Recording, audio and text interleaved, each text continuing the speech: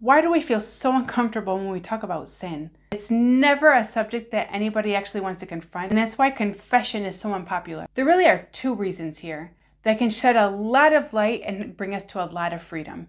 The first reason, none of us wants to be bad. So when I recognize that I actually have sin and defects, to a certain degree, it's saying I'm really trying to be a good person, or I would like to be a good person, and yet I'm not. But we have to change there's the perspective to say what we do with our actions doesn't define who we are. So when I recognize that I've sinned or that I've made a mistake, it doesn't mean that I'm redefining myself as a bad person. It simply means that I'm recognizing that I'm human and that I make mistakes, and that's the normalest thing for all of us to do.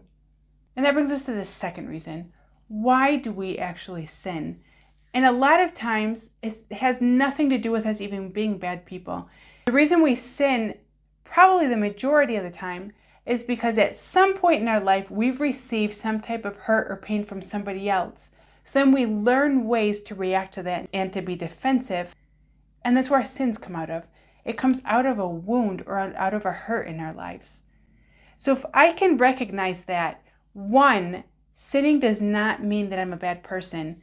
And two, probably most of the time that I sin stems out of something much deeper, then that allows me to look deeper and say, okay, what is that? Why do I get so angry every time my husband comes home and says, hey, what's for dinner?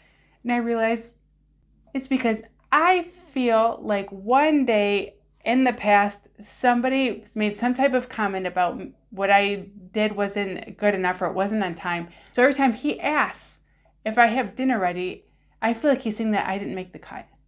And that's why I start to react. So if I can go back and realize, oh, every time I get asked if dinner's ready, what is actually happening is that I feel like I'm not good enough. So if I can then go and be like, but that's not true at all. You put on a great dinner.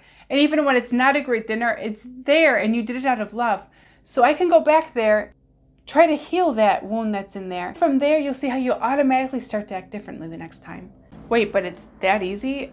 Literally by going to the root of why I act the way I act, I can automatically change my behavior? Not always, because sometimes we have really deep-rooted habits, but a lot of times that totally works. And why does it work? It's not magic. The reason it works is because when we go to the deeper root of why I act the way I act, it leads me to go to an even deeper root, which is who I am before God. The only person who can actually, truly, profoundly tell me who I am and that I'm good enough, that I'm lovable, that I can be trusted, that my life is going in the right direction, is the only person who actually knows me truly and deeply, and that's God the Father. So in the measure that I deepen in my relationship with God as a father, and I let that relationship touch very concrete aspects of my life, is when I'm able to live my life in greater freedom and greater service to others and to be even more connected to reality.